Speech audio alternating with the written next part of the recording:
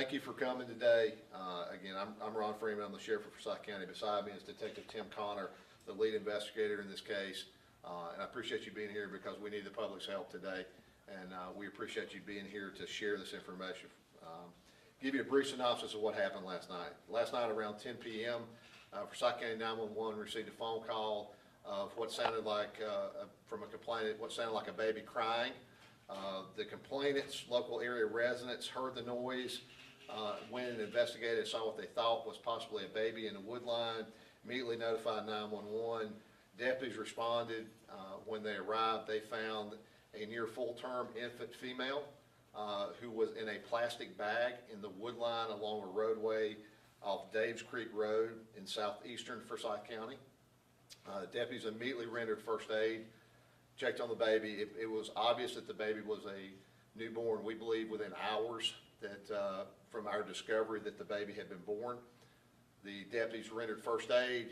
Fire and EMS, Forsyth County Fire Department EMS arrived, rendered first aid. The baby was taken to a local area hospital where surprisingly the baby was in good condition. Last report I had, the baby is stable. We do not have the identity of the baby or the baby's mother or parents at this time, and of course we want to understand and find out how this baby was abandoned in the wood line there. It is without doubt a divine intervention that this child was found. Had it not been for those observant folks who were our citizens who called 911, we would be having a much different conversation today. I know many of us were at the hospital last night. I've shared with you, this is a photo of the child. Baby has temporarily been named India. And again, it is either a Caucasian, potentially Hispanic, female, full term. And again, by the grace of God, the child is in good condition. So what we're looking for, and I'm going to turn it over to Detective Connor, and he's going to tell you what we need your help with. Yes, sir. What we're looking for is a female who was pregnant, probably late term pregnant, and had a child, or all of a sudden, doesn't have a child, and it's kind of inexplicable. We're trying to determine how this happened to this child, and then we have some concerns for the health of the mother as well. So we just need the public's help in identifying this child and the mother of this child. Okay. Thank you, Tim. If you have any information that you believe might relate to the identity of this child, you can reach the Sheriff's Office 24 hours at 770-781-3087. If you wish to remain anonymous, we have an anonymous tip line. That tip line is 770-888-7308. Again, our anonymous tip line, 770-888-7308. If you have any information, as Detective Connor was saying, of someone who was late-term pregnancy and now there's some kind of suspicious circumstance or inexplicably their baby's not around after that, and you believe that you have some information, please share with us. We want to make sure that we understand how this happened. We want to make sure that we deal with both the criminal investigation as well as making sure that both the baby and the family that are related are taken care of from the standpoint that they need to be. With that, I'll be glad to take a few questions. So, Sheriff, you believe this mother didn't want anybody to find the child? Well, again, we can only make an assumption that it was a mother that placed the child there. We know that the child had recently been born, we believe yesterday. Can't say with absolute certainty that the mother's one that placed it there, but the baby was left in a wood line in a plastic bag. Was the bag tied up, or was it kind of open and the baby was just in it? It was somewhat open, at least. Again, our crime scene unit is continuing that investigation. We're doing canvases in the area. Our crime scene unit responded, collected evidence last night. We'll continue with that. We're looking at every avenue of what happened. The people that called it in, was it near their residence, or kind of describe the area? I know you said a tree line, but it is a small piece of isolated area along a roadway. It has a lot of houses on it, but this particular stretch is somewhat isolated, and there was one residence. Those folks had just returned home. We're not identifying those folks at this time. We're going back and talking with them. But had it not been for their quick action, we would not have found this child. So did they have their window down and hear the child crying out, or they could hear it from their home? They had just returned home, and they were unpacking some stuff from a trip when they heard. One of the family members heard what they thought was a baby crying, and I believe the story went that they told one of the parents they heard what they thought was a baby crying. They discussed whether or not that might have been a wild animal or something like that, because you don't anticipate hearing a baby crying in the woods. And so, thank God they went out and investigated that and then immediately called 911. This is a tough situation, Sheriff, but what kind of charge might a mother face on this, or a father?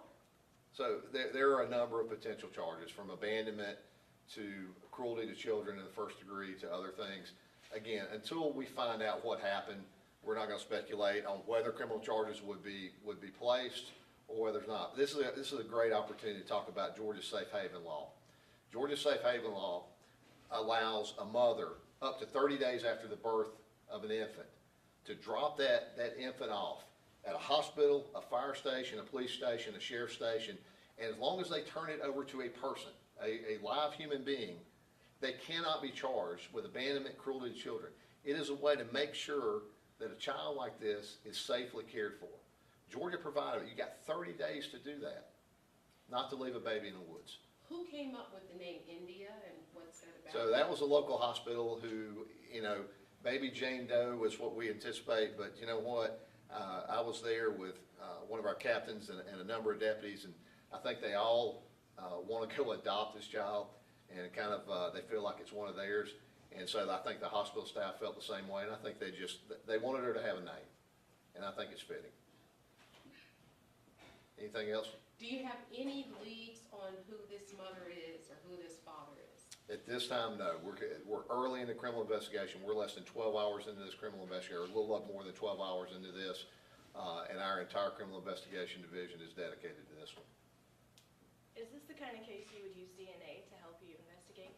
It is indeed a possibility we could.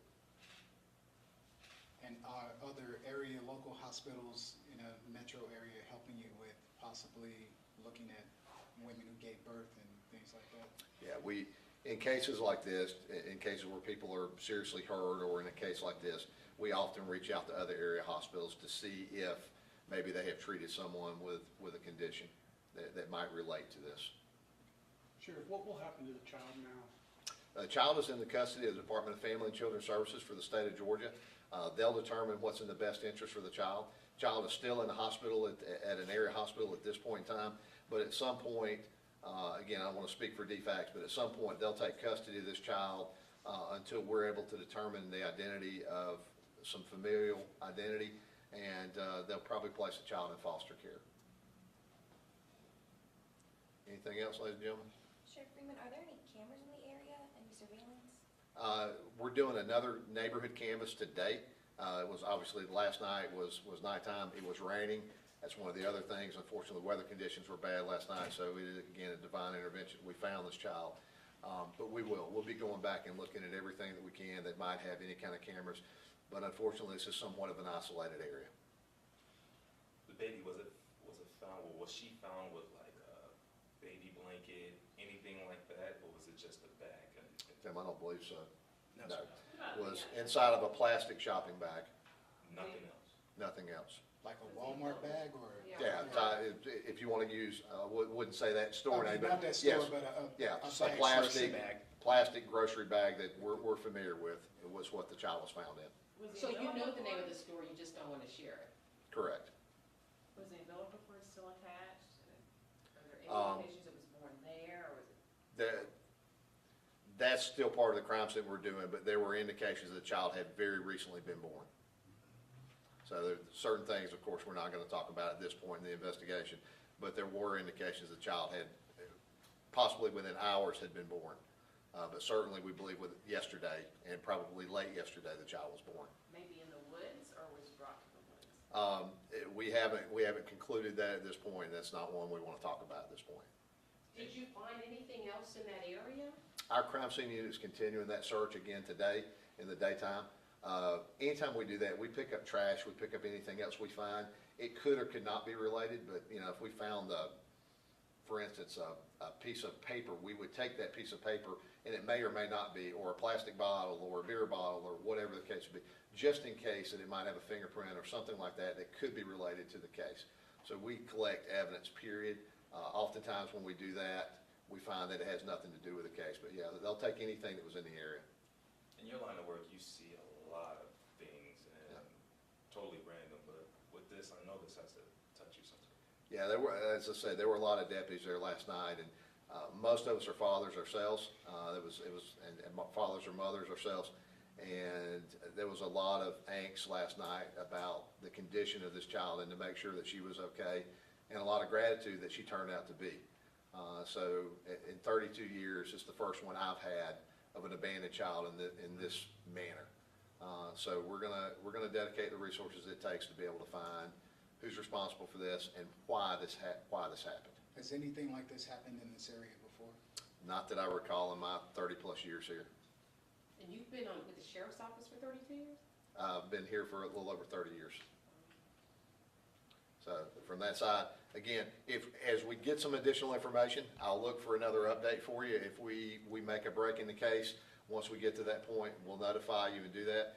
If we get some additional information that you could share with us and you're willing to share for us to help us identify the family members in this so that we can bring some conclusion to this, then we'll certainly share that with you as well. All right, thank you for being here today, and thank you for sharing for us.